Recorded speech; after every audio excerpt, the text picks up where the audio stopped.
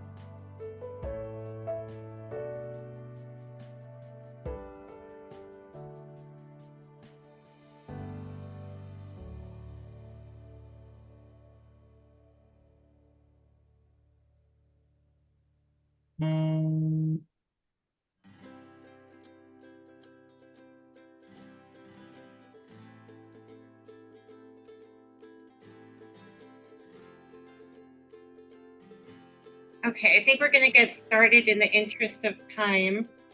Um, I will talk slow as we have more people jump on. Um, but I want to be cognizant of everyone's time coming on this morning. So thank you everyone for joining us this morning on a hot June morning. I would like to first start with announcements. Danette.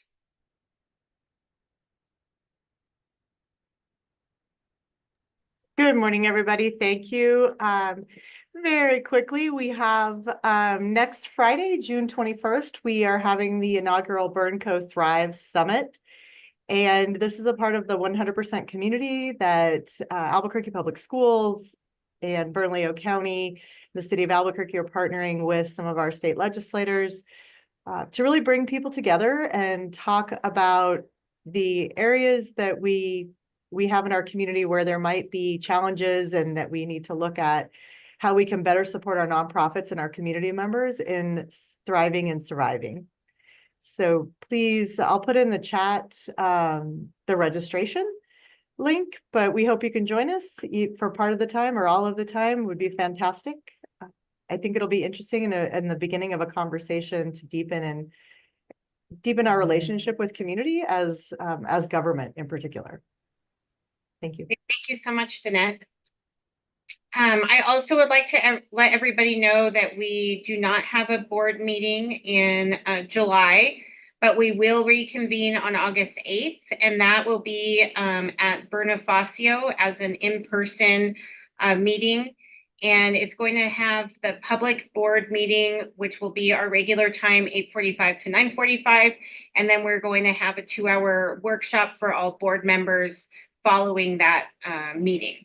So it is a little bit longer meeting because we're going to include the board workshop. So if you can make sure that you have that on your calendars for the in-person meeting on August 8th. So thank you everyone for that. And then I'm not sure if we have a quorum. Jake, do you know if we have a quorum? I do not believe that we do.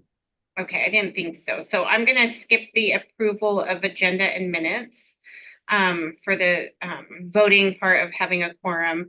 And I'd like to go to new business. And so I see that Julie Morges-Baca is on, our county manager.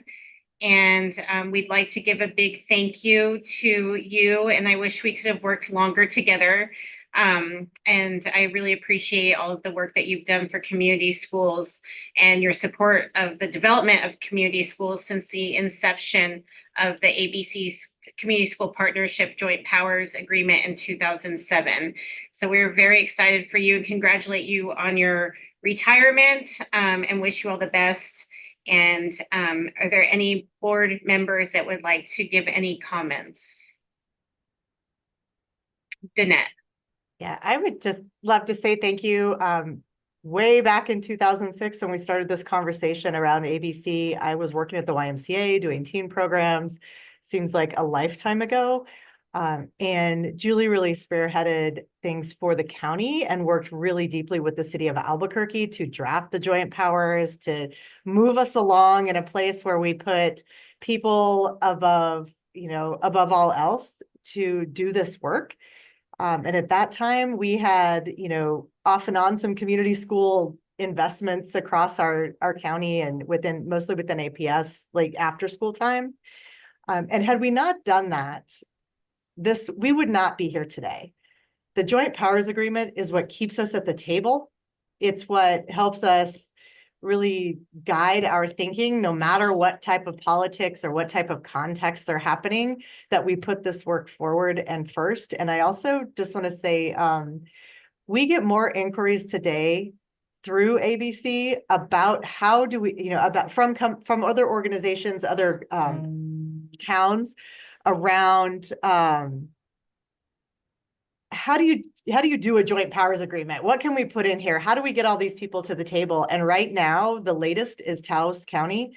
And Taos County has spent 2 years, and they are so close to passing a joint powers agreement and the county also 2 weeks ago voted to create a community school department in the county and model the work after what Julie really led. And the reason they did it is because they have a relationship with Julie in particular. And they felt like if Julie could do it in Bernalillo County, that other counties could do it too. And it's really bringing 3 school districts, 2 tribes, many community partners together in their area, which is much more complex than what we're dealing with here. But all of that is because Julie came to the table back in 2006. So I just want to thank her for that. You all know this work is my passion, no matter where I sit and what organization I sit with. And it really is because, I entered this as a teen worker and because of the work that she helped to lead and develop, we sit here today. So thank you so much, Julie. Thank you, Danette. Madam Chair, if I may, I just wanted to say, yes, and I too am a little disappointed that we didn't get to work together, Superintendent. I wish that we could have. I've heard a lot of really great things about you. I was there yesterday at the chamber luncheon, and I love your energy and I feel it. And I know that with your great board and all your great staff, and you're going to do great things. So just know I'll be there. I'll still be around supporting you and admiring the great work that you're going to be doing. So, and as far as community schools, yes, I was so excited to be a part of the inception of it. And that was a long time ago when I was a deputy county manager, and I had the privilege of having that role. And I just want to say, wow, look at where we are now because of you all. So I want to thank you all. How many community schools do you all have now? Do we have now?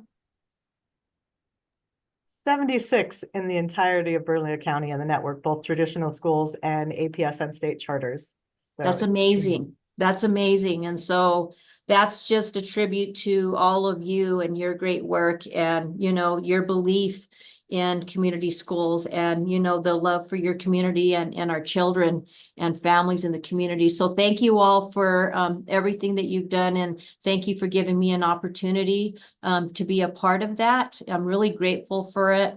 And I want to thank you too for my cookie bouquet. I have it right behind me, that, as you can see. I love it. And again, just know that I'm very proud of the work that you do, and I will always be supportive. And I just admire all of you all for your dedication to our community. So thank you so much. Appreciate it. Thank you. Thank you so much for your kind words as well. So thank you and congratulations on your retirement. The next order of business we'd like to move to is talking about our community school essentials, supportive infrastructure, and continuous improvement. And so I'd like to turn it over to Brian to share some areas of continuous improvement that community schools have implemented this past school year. So Brian. Thank you so much, Madam Chair, Dr. Blakey, and certainly thank you to our County Manager, Morgus Baca. Appreciate all your work as well. And so members of the board, thank you so much for the opportunity this morning to speak to you about the importance of continuous improvement and how that is a supportive infrastructure for what we are doing to move the strategy forward. And so as we move towards the next slide, what we are really looking at, and I know that looks big, bold, and colorful, but I'll hope to explain it as best I can in reference to the concept that we undertook this year through the transformation guide to really engage in some intense progress monitoring growth around the implementation of the strategy. We know that unless we implement the strategy well, both the alignment and the impact and the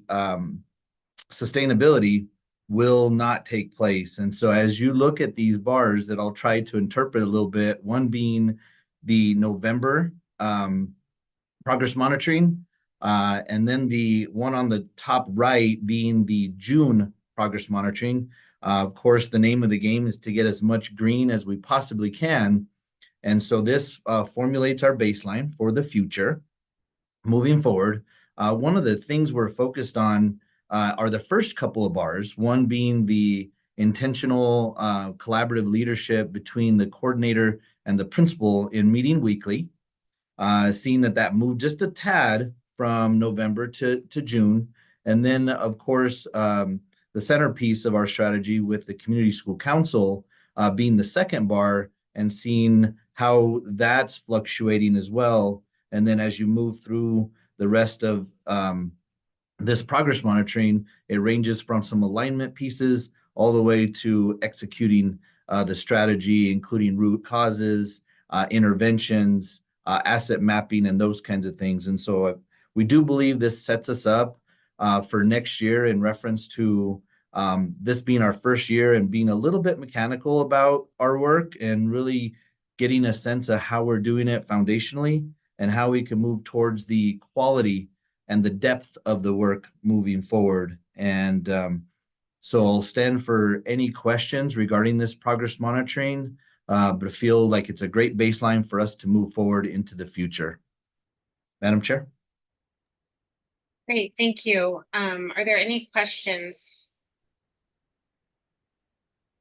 Okay. So next we will move on to Alex. And so, Madam Chair, Dr. Blakey, I'll take that on and Right. certainly recognize Alex in reference to all the data work that she does and putting together these graphs. Sit in front of you, and certainly want to recognize our SAPR division in APS for adding a community schools filter for us within our visualizations that is providing us with some really robust data, as what you're looking at is the chronic absenteeism rates within the district. And the comparison here is with community schools, traditional schools. You can see as of the 120th day, you see a marked difference between community schools and how we're addressing chronic absenteeism. And knowing that this is such a persistent issue, not just here in our state and in our district, but nationwide. And so knowing that that is a micro focus of the strategy, and really seeing later on in this meeting how it works very closely with student success systems to really ensure that we are focused on making sure that students are coming to school and they feel connected, and there's a culture of belonging, safety, and care. Next slide. Oh, one more back. And so this is in the spirit of transparency, the end of the year, where the differences are not as robust, but really as quickly and as frequently as we look at this, and we want to look at it even closer than just the 40-day snapshots, but really get down to a daily and a weekly and a monthly look at things so that we can ensure that we're monitoring chronic absenteeism rates as we go through the year, and that we're finishing strong all the way through. But still a little nudge of impact from community schools versus traditional and district-wide as well. I'll pause for any comments, Madam Chair, as well as any questions from the board. Danette. Thank you. Thank you, Brian. Am I safe in assuming that in part the traditional schools reflect a much higher, or not maybe much higher because it's us, but that there's a higher level of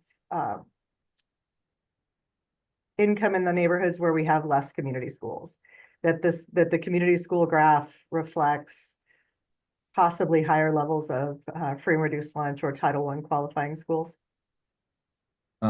That's certainly what we see in the SAPR data as it relates to the demographics and so on and so forth. And we also know that community schools is an equity strategy, and within the majority of our schools focused in the southeast and the southwest part of Albuquerque, but throughout, knowing that, yes, I believe that we are serving the students that are typically furthest away from opportunity. So that is also a lens that we look through in referencing the differences in community school chronic absenteeism rates. So I think we're overcoming those challenges and those barriers that are there for the students that we serve.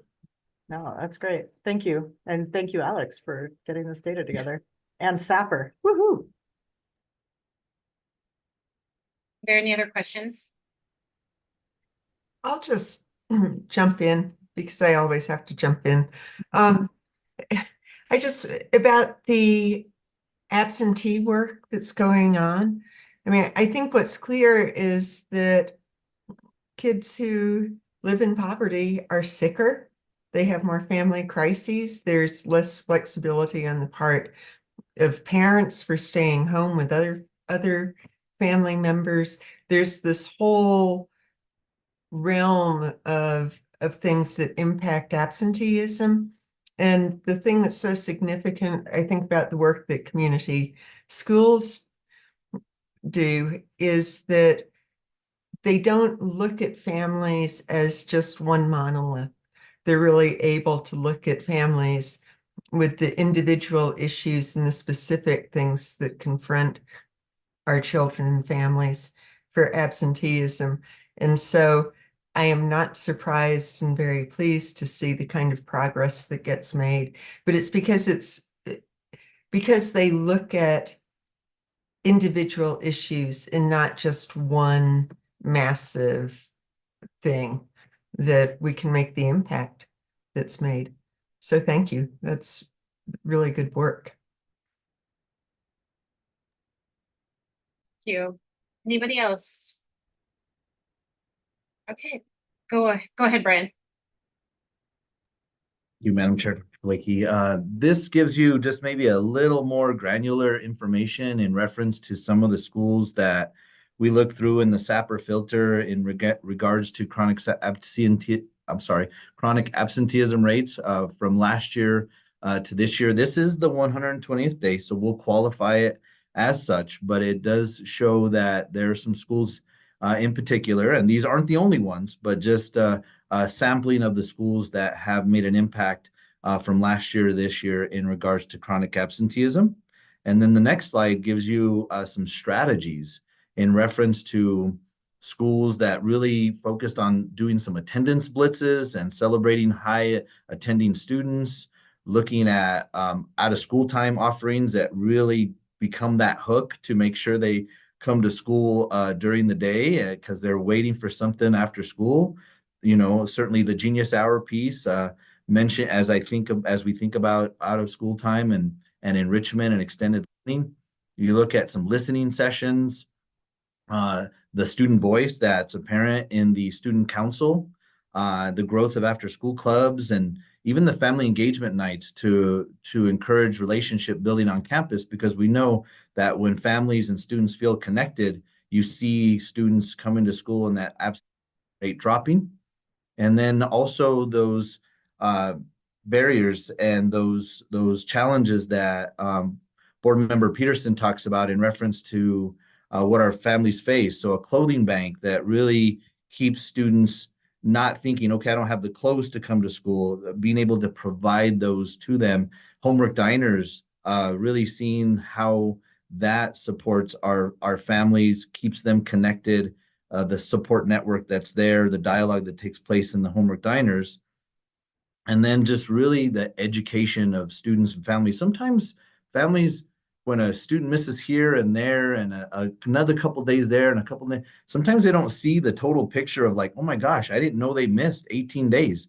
And so really seeing how we can educate students and families about the awareness, and then all of the enabling conditions like, you know, proper sleep and hygiene and those kinds of things. And then, of course, partnerships, whether they're at the county level, the city level, within our school district, that are there to help our families build those positive and healthy habits for coming to school. So those are just a few from our transformation guides that we're seeing as part of the interventions for chronic absenteeism rates.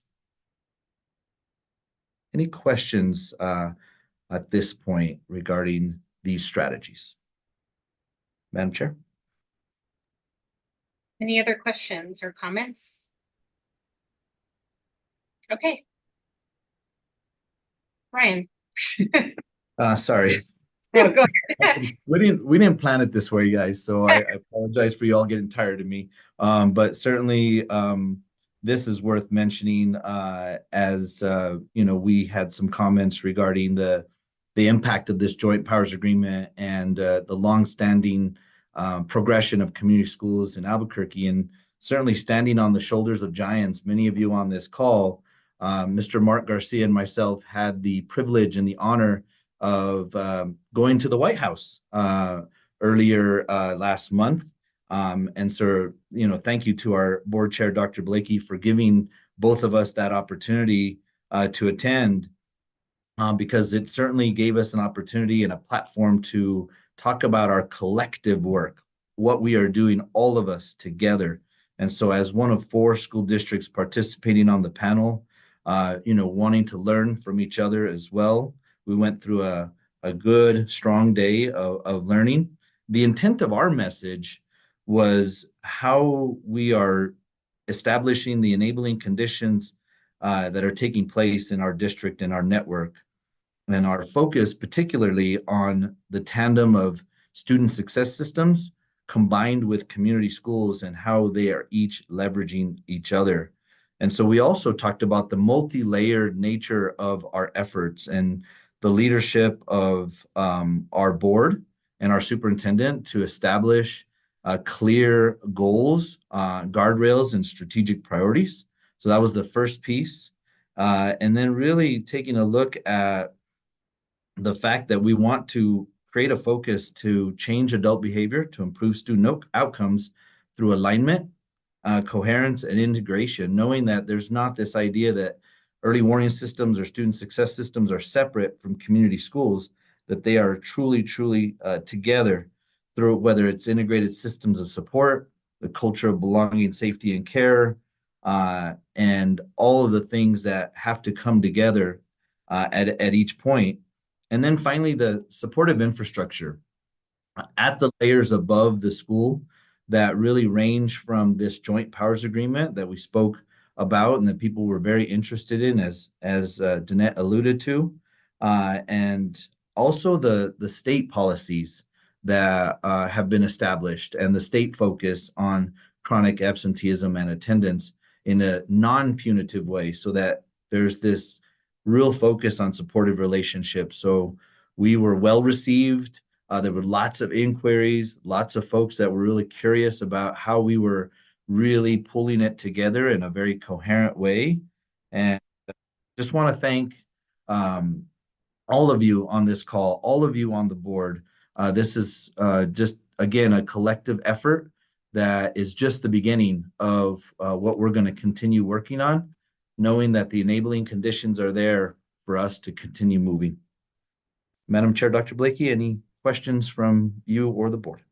Thank you. Does anybody have any comments or questions for Brian regarding this summit or the work of chronic absenteeism? Okay, with that, I believe we'll move on to Jake. Thank you, Madam Chair. We just wanted to do a quick highlight of the Community School National Conference that we just participated in as a whole network. We between ABC and APS were a part of over 7 presentations, and a lot of these presentations had people that attended multiple sessions. So they were seeking out Albuquerque, they were seeking out APS, they were seeking out ABC together to try and learn about the way that we're approaching the strategy, the way that we're approaching support, and the way that it's implemented at the site level. And it's, one of those highlights is Michelle Tudor at Chaparral being receiving one of the educator awards. And so just really wanted to say that APS, ABC, and New Mexico are really thought highly of in this space. And it's reflective in every interaction that we have out there. We get an opportunity to speak to people from Connecticut or from Maryland as they try to wrap their new journeys up, and they seek us out to say, oh, hey, how are you approaching this, or what sessions do you recommend for this?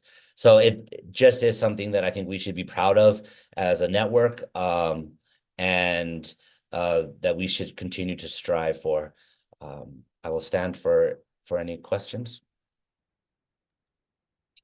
Congratulations on all this great work. I know it was also a trek for some people to get out there with the weather and delays, and I've heard some great stories from the team. So are there any comments or questions about this work?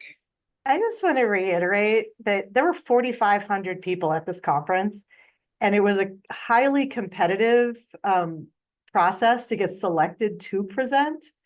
And Brian and Robert and the ABC staff had 3 different sessions that connected one after the other, and they don't usually do that. And I also want to say to the board and the folks that are kind of, that we all work for in that space, is the fact that this board allows for ABC, the city, APS teams of staff to work together as one is also very unique. That it doesn't matter where the paycheck comes from, the work is the work, and the board sets that tone.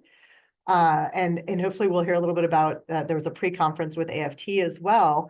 But I just cannot tell you how impressive having 7 workshops in this space is with all these folks. And these workshops were anywhere from 100 to 200 people most of the time, depending on which stage of the presentation it was. And it was a lot, especially when the people that were coming from APS had a very long trek of like 52 hours to get to the conference and then jump into all these presentations. So hats off to you guys. And, it's really, I'm just really proud of all of the work and how far it's come. Thank you, Danette. Anybody else? All right, thank you, and congratulations to Michelle Tudor too. That's awesome. Next, Chloe.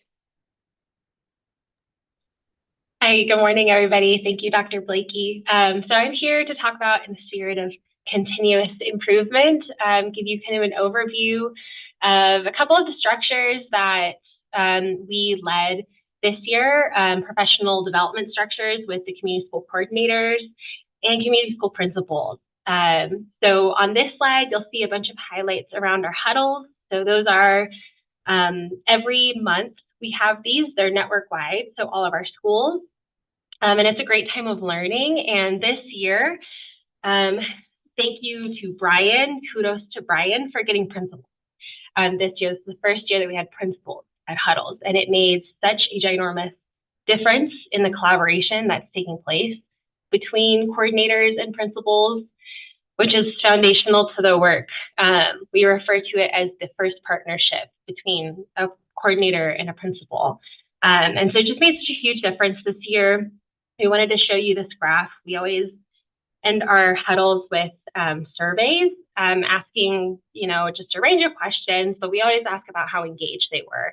And throughout the year, you'll see there's this kind of consistent high or very high engagement. And I think it's interesting that we have principals, here as, 75% engaged, and then coordinators highly engaged. And I think that's because huddles have always been for coordinators, so we know how to do that really well. And this year has been a lot of figuring out, how do we now make this a space that's relevant to both coordinators and principals? Because the work is different from, those points of views.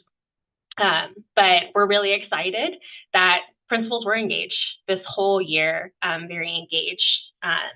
And I can let you all read some of those quotes that are on there. But just a lot of, things that folks enjoyed about the huddles. It's just the space to collaborate and work with each other.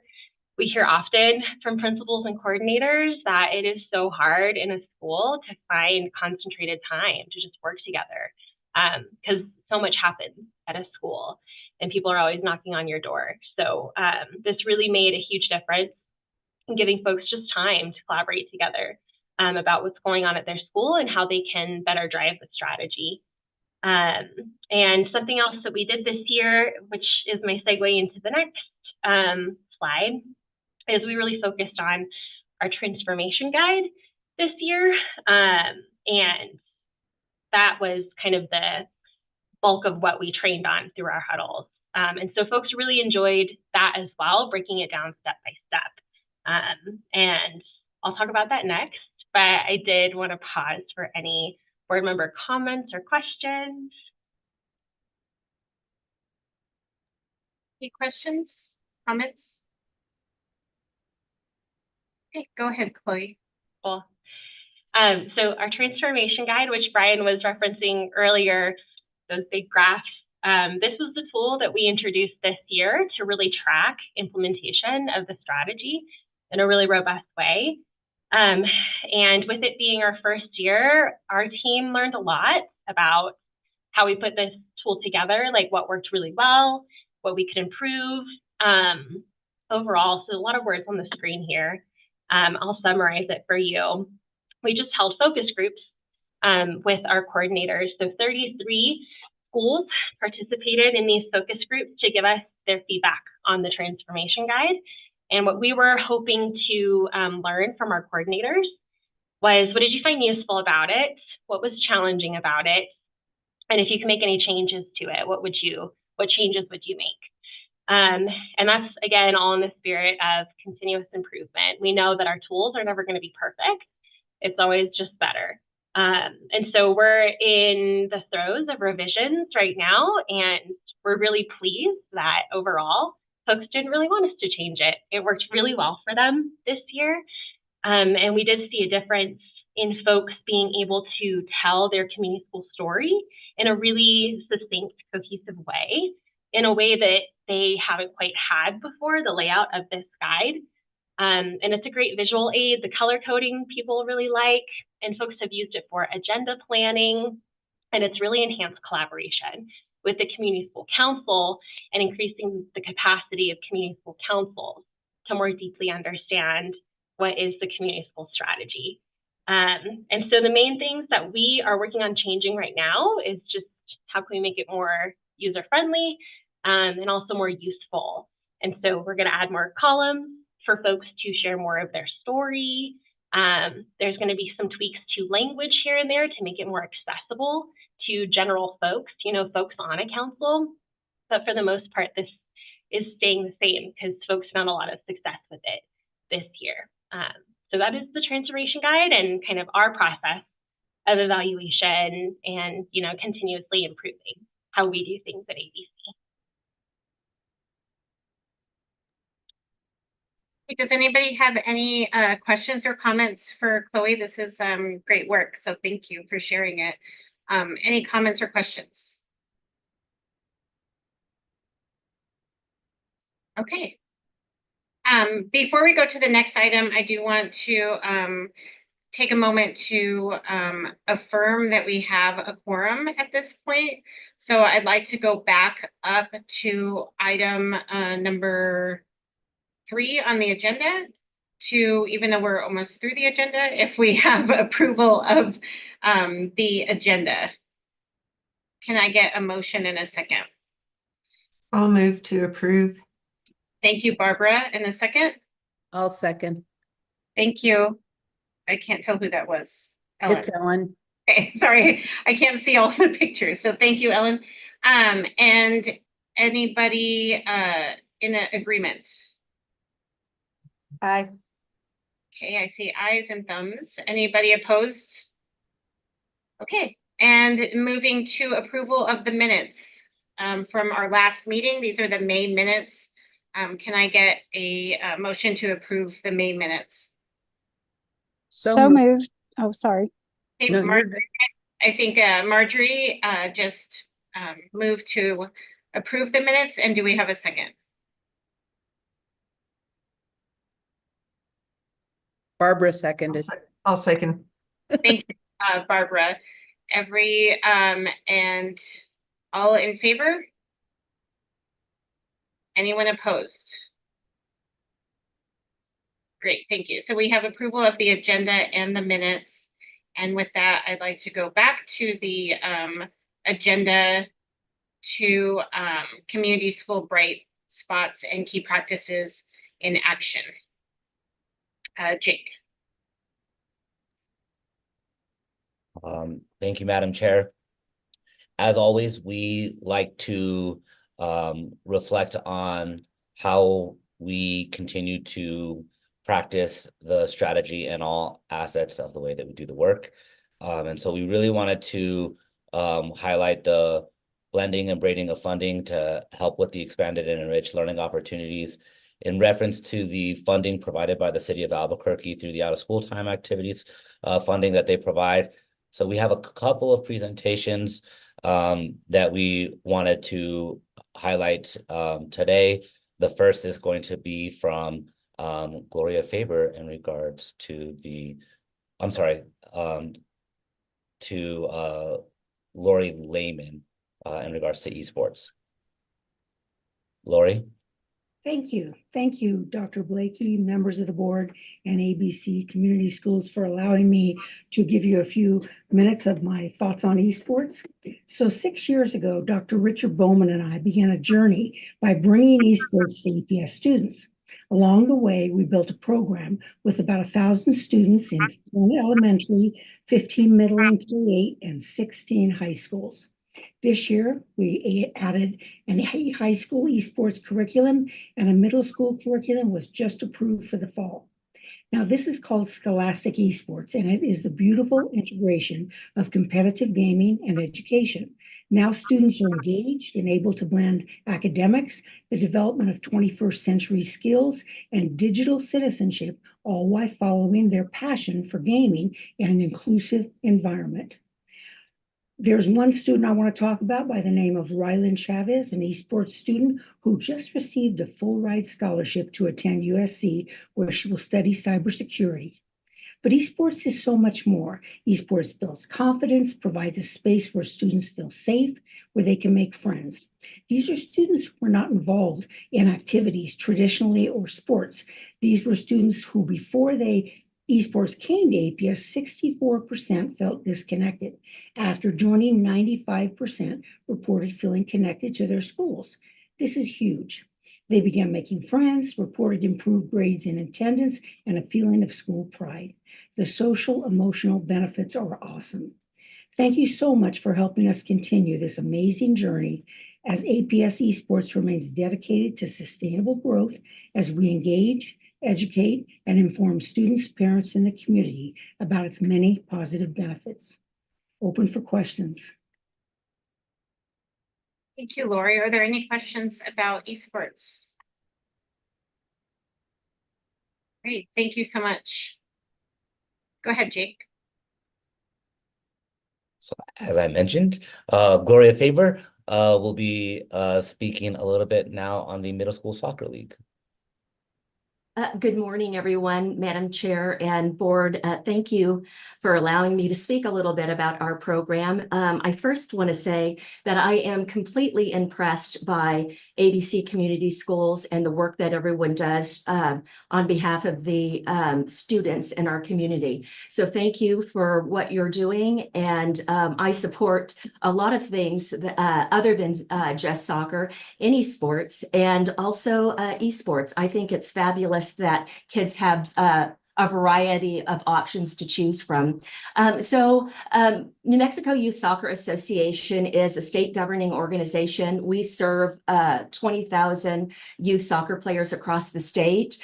We were fortunate enough to be connected with Danette Townsend and start to work on a middle school after school program. So we've been involved since 2018. We serve all of the mid schools, depending upon what year it is. We have 27 to 29 of the APS mid schools that have participated in the program. The program is free to the student athletes. That's the most important, is not having a financial barrier for them. And what's been interesting for us is, because we run soccer programming across the state, is that with mid-school soccer, we reach a little over 1,000 students each year. And of the 1,000 students, 80% of them are not involved in our programming. So bringing soccer to the school has been very important for us. And we thought that would change from year to year, and it hasn't. It's held steady. So anywhere from 800, 850 students a year are not in our environment playing club sports. So that tells us that they want to stay involved in their school environment. And if you bring activity to them, they'll participate. So we're thrilled with that. Knowledge and knowing that we've reached kids that wouldn't necessarily play the sport. One of the things, I think there's the next slide there, benefits of mid-school soccer, and a lot of these are the same, other than probably the top one for like esports and other activities that kids do. Physical health is super important to us. Kids, are running around. They are working on cardio health. They're learning some disciplines on, their health and, getting good rest and being prepared to play. Teamwork. These kids are meeting other kids in their school that they wouldn't necessarily associate with. And they're in a teamwork environment. And so they are working on social skills. They're working on discipline, being to practice on time. And they're also working on, I like this resilience and perseverance. It's not all, it's not all roses. So sometimes there's adversity. Somebody wins the game and somebody loses the game. But kids learn to deal with that adversity in a positive way and in a very structured environment. They're also working with some outside, forces, with referees, with rules that maybe they don't understand. By the time the season ends, we believe that the students walk away with a lot of knowledge about the sport, but with a lot of friends and a lot of confidence and self-esteem. We believe it's a stress reliever, and it helps with their mental well-being as well. One of the things that's super important to us is that it's not grade-based. It is attendance-based. The kids don't participate in their after-school program or their soccer practice or game unless they're at school. And we're hoping that we're contributing to those numbers of, attendance, and that kids are wanting to go to school so they can participate in these programs. Next slide. One of the other things that we've done with the mid-school soccer program is we've used it as a platform to help mentor referees. All of the referees that are officiating mid-school soccer are certified through the United States Soccer Federation. That's our national governing body. And so they are learning, their craft as well through mid-school soccer. Next slide. So also we are working with other organizations in the community, and UNM Women's Soccer Team has been a partner of ours for a few years now. They either lend folks, some of the soccer players, to actually be coaches for the soccer program. And they also do a training night for all of the female players in the mid-school soccer program. And so they work with the actual players. It's typically on campus.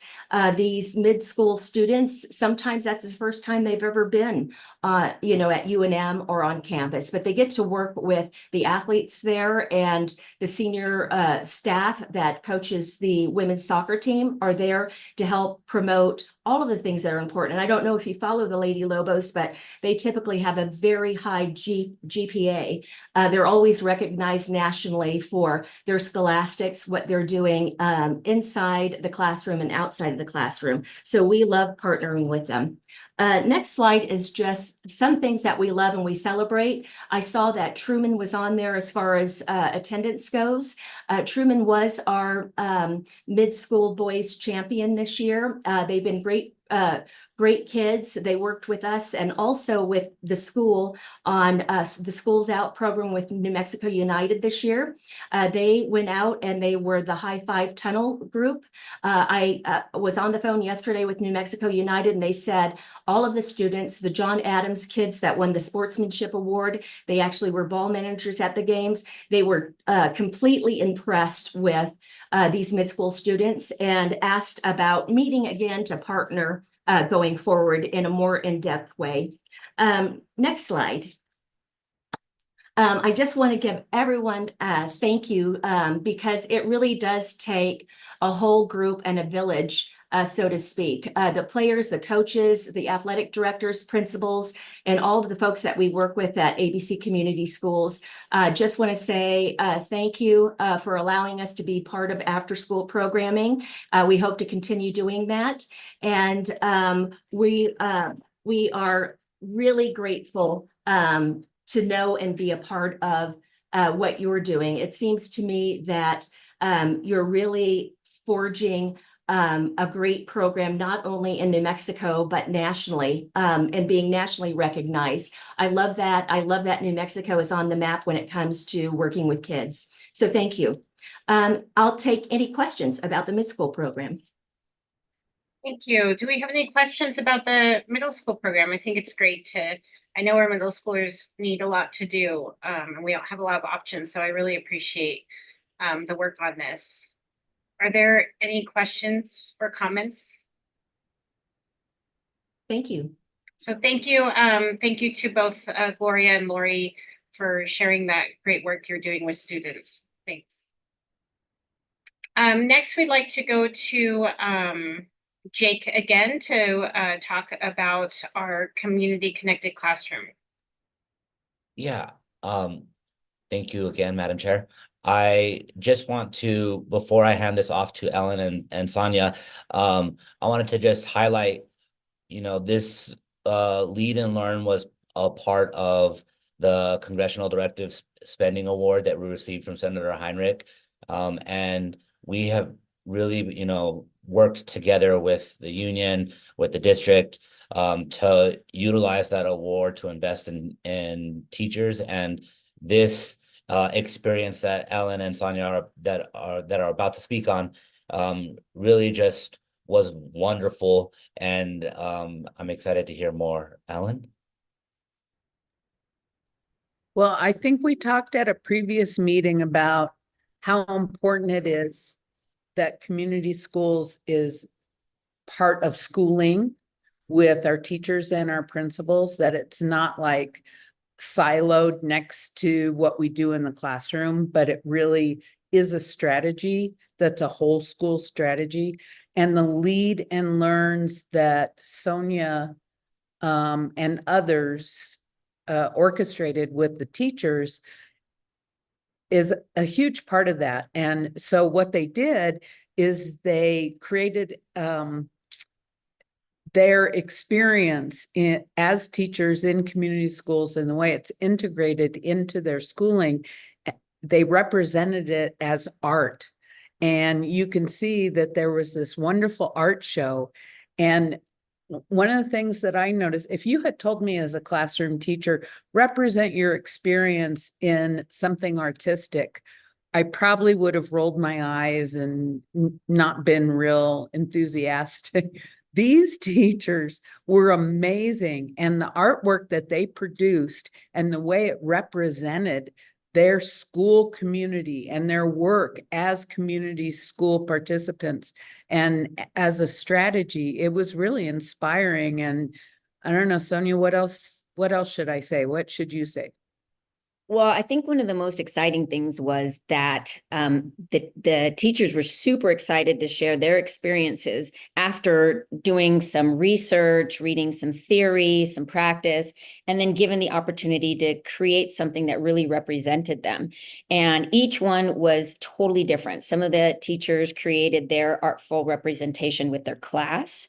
Some of them went out into their community and took pictures and really opened their eyes to what was they already knew, but being able to articulate it with their peers, and now taking this out into their either instructional council or into their community council or within their community to be able to now be leaders as community school teachers has been super exciting. And of course, we're hoping to continue this work going forward because this was such a positive experience. And we're still getting emails of, okay, how can we continue this? So really, really exciting and innovative work. And these teachers really drove that. And we learned a great deal from them. And I just want to say, this meeting and like our meetings continue to exemplify how deep this work has become and how widespread it has become. I mean, I've been involved in that since forever, right? I can't remember. And I'm just so impressed that the Kids Count data book came out and said, here we are in New Mexico. We have, I don't know, we're 50th in child well-being. And this is so important that we are working together as partners. We're addressing the well-being of our students, our families. We're making a difference, and the work continues to get deeper and deeper as a strategy, not just a side-by-side project. And I want to congratulate everybody doing the work. It's so impressive. Thank you. Thank you, Ellen and Sonia, for sharing this with us. It's really impressive. Danette. Thank you. I just, I had the opportunity to go to this event and it was amazing. And I knew nothing about what had taken place in this process. And I was floored. And I also just want to say again, part of our work as a board is to create the conditions so that we can change the systems in which all of our schools operate. And the fact that APS has Robert Donovan and Brian that are working together from the internal side of the district, and Robert as the support to teachers internal to the district. And then the ABC team has Lindsay, who is also really passionate about this and doing her PhD in this work, that is working with that team. And then Sonia through the federal grant as well. And Ellen and her supports from the union. Like, these are non-traditional partnerships that are moving the work deeper and deeper into the classroom. And teachers are our stabilizing force, right? We know mobility is high with students, mobility is high with leadership. If 50% of the staff leaves, 50% is still there. If one principal leaves, that principal's gone. And so same with the coordinators, right? So this is how we leverage this supportive infrastructure and how our entities have invested in allowing this to happen is really, really groundbreaking. And I know that sometimes we sit on the board meetings and we hear all these things and we're like, oh, this is great. What are we doing? The fact that everyone is sitting here makes this happen. Even if it doesn't always feel like we have our hands deep in the work as a board, the fact that they're sitting at the table allows the conditions to be created with the people who have the power to create those conditions within our institutions. So I just can't stress enough how everyone being here, the city's funding, the county's funding, APS is in funding and investments, they make all this work, and it's amazing. So I just, again, you guys did a great job with this Lead and Learn. And it was like Ellen had an idea and we threw it up against the wall and Sonia created a very large whiteboard and it turned into something just tremendous. If you don't mind, I'd also like to give a shout out to Catherine, because she really helped. Her knowledge of teaching adults in her expertise and experience really helped us pull it together. So I really want to include her because without her, I don't know if it would have been the way that it was. So thank you to Catherine as well as part of our team. Thank you. And thank you, Danette, for your insight and words. It kind of connects to the beginning of the meeting too, on how it all kind of started when we were recognizing Julie Morgus-Baca for her involvement and then kind of seeing what's evolved. So it was a great way to kind of see full circle the work that's done and the willingness to just try new things, you know, like Sonia just talked about, is sometimes it's just an idea that needs some legs on it. And I think in community school, being willing to do that has really brought a lot of momentum forward. And I always think of it, even when we were looking at the attendance data, what would happen if we didn't have any of these supports, you know? So it's kind of, you know, looking at even some of the models we see on equity. How do you even get students to be counter to traditional? And so some of that data that we looked at was just indicative of what would happen if they didn't have any of those supports, and what that would look like if we're even just getting them to start to make a difference in their outcomes. And so thank you for everybody for sharing all of the great work that's happening and impacting our communities and our children. So thank you. Are there any board or community announcements? Hello, this is Justine Freeman. Hi, this is Justine Freeman with the City of Albuquerque. We just wanted to let everyone know about we're having a teen night that is going to be June 28th from 5:30 to 8:30 at the Sunport Pool. So this is for young people 12 through 18, and then we'll have more teen nights through the summer. We also, our summer meals are up and running, and those sites are available on our website. So we would appreciate you sharing that information. Thanks. Thank you, Justine. Are there any other announcements? Okay, well, I do want to announce a reminder that we will not be meeting in July. We will be meeting August 8th in person at Bonifacio from 8:45 to 9:45 will be our meeting, and then followed by 9:45 to 11:45 will be a workshop for board members only.